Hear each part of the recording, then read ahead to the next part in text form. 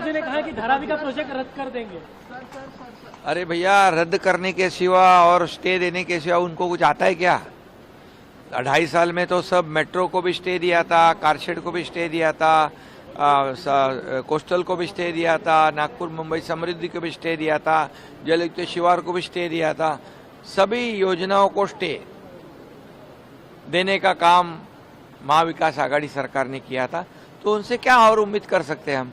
धारावी जो है, 1-2 लाख लोग रहते वहां पर, कीचड़ में, गंदे नाले में, आजू बाजू में इतनी गंदगी है, उसमें रहते।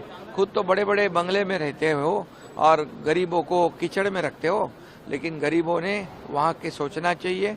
उसमें 1-2 लाख घर, इन्होंने तो सिर्फ क्वालिफाई होने वाले को घर देने की बात की थी।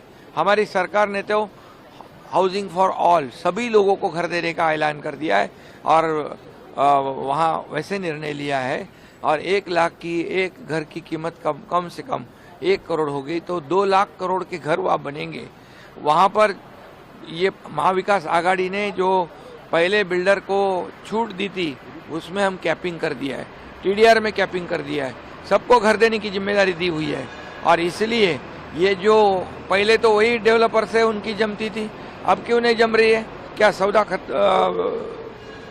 क्या कहते हैं उसको, अजीत पवार ने मैच फिक्सिंग खत्म हो गया?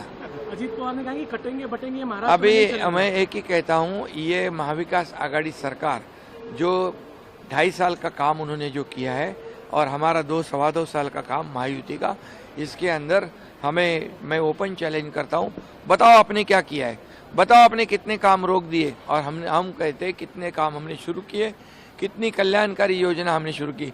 मुख्यमंत्री माझी लाडली बहन योजना शुरू हमने की, उसको विरोध किया, अभी हमें फॉलो कर रहे हैं, हमारी सब योजनाएं ढाप रहे हैं, हमारे सब योजनाओं की नकल कर रहे हैं। तो इसलिए लोग बहुत समझदार है। मेरी लाडली बहना, लाडले भाई, लाडले किसानों को कर्ज माफ करने का निर्णय लिया, उन्होंने भी लिया और ये हमारे पीछे पीछे दौड़ रहे और हमारी कॉपी कर रहे। इसलिए लोग को पता है ये देने वाले नहीं, ये प्रिंटिंग मिस्टेक वाले लोग हैं। यहाँ पर जब राजस्थान में, कर्नाटक में, हिमाचल में योजना शुरू कर दी, जीत गए और बाद में कहते पैसे नहीं है, केंद्र से पैसे मांगते। ये झूठे लोग हैं, मकार लोग हैं, ये फरेबी लोग हैं और जनता इन पर भरोसा नहीं करेगी। क्योंकि लाडली बहनाओं के खाते में हमने 5 किस्त तब जमा कर दिए, क्योंकि हमें पता था कि आचार संहिता लग जाएगी तो यही रोकेंगे और यही बोलेंगे नहीं देना है। क्योंकि यही लोगों ने कोर्ट में गए, ये कोर्ट में मुंबई हाईकोर्ट में गए, नागपुर हाईकोर्ट में महाविकास आघाड़ी के लोग गए। तो ये हमारी बहना जो है, ये उनको पर भरोसा नहीं करेगी। पूरी तरह उन्होंने तय कर लिया है कि महायुति की सरकार फिर आएगी, पूरे मेजोरिटी से, फिर पूरे थम्पिंग मेजोरिटी से।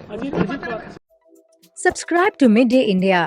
Get direct notifications on all our videos by clicking on the bell icon.